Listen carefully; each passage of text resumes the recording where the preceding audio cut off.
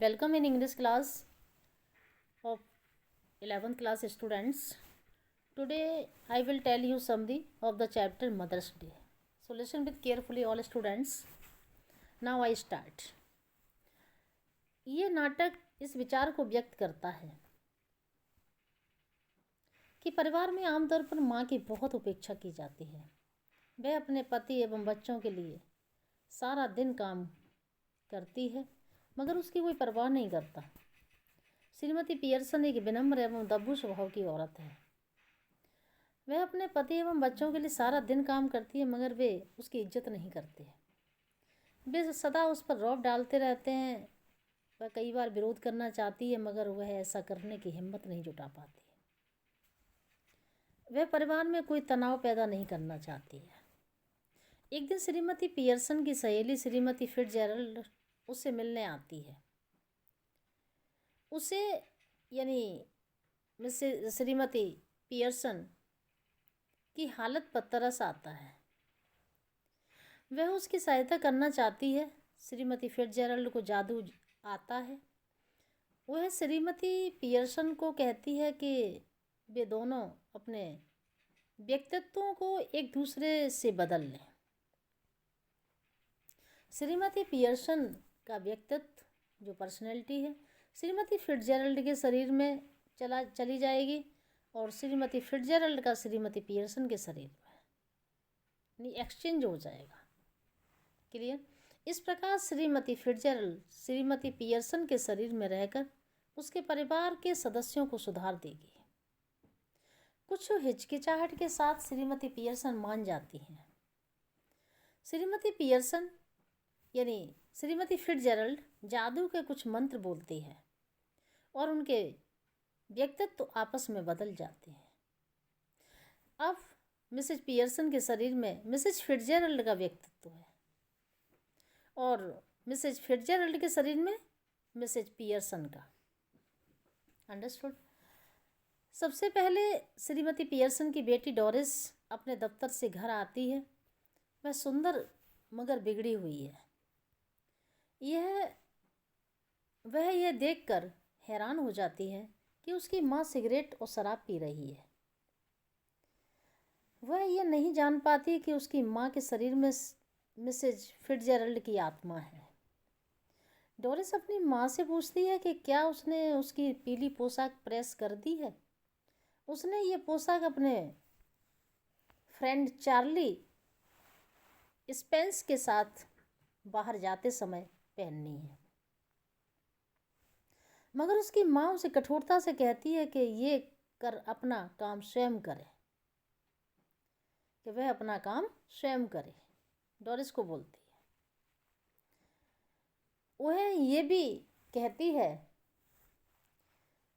कि डोरिस का फ्रेंड आधा पागल है। अपनी माँ का ऐसा व्यवहार देखकर डोरिस हैरान हो जाती है। उसकी आंखों में आंसू आ जाते हैं। इसी बीच श्रीमती पियर्सन का बेटा सिरिल आ जाता है। उसे गुस्सा आता है कि उसकी माँ ने उसके लिए चाय नहीं बनाई है। उसकी माँ उसे कहती है कि वह दफ्तर में निश्चित समय तक ही काम करता है मगर उसकी माँ सारा दिन घर में काम करती है। डोरिस और सिरिल अपनी माँ का ऐसा बर्ताव देखकर बहुत हैरान होते हैं। श्रीमती पियर्सन के पति जॉर्ज के साथ भी ऐसा ही व्यवहार होता है। वह उसे चाय न बनाने के लिए डांटता है मगर उसकी पत्नी भी उसे डांटती है और कहती है कि वह अपना अधिकतर समय क्लब में बिताता है। उसका हस्बैंड जो जॉर्ज है मिसेस पियर्सन का, वो अपना टाइम ज़्यादा मोस्टली कहाँ इन्वेस्ट करता है? क्लब में। तो ये एक मूर्खतापूर्ण काम है। वह कहती है कि क्लब में उसके फ्रेंड उसका मजाक उड़ाते हैं और उसे ओम्पी पियर्सन कहते हैं। जॉर्ज, डोरिस और सिरिल श्रीमती पियर्सन का ऐसा व्यवहार देखकर दंग रह जाते हैं। वे ऐसे व्यवहार का विरोध करना चाहते हैं मगर उन्हें कड़ी डांट पड़ती है।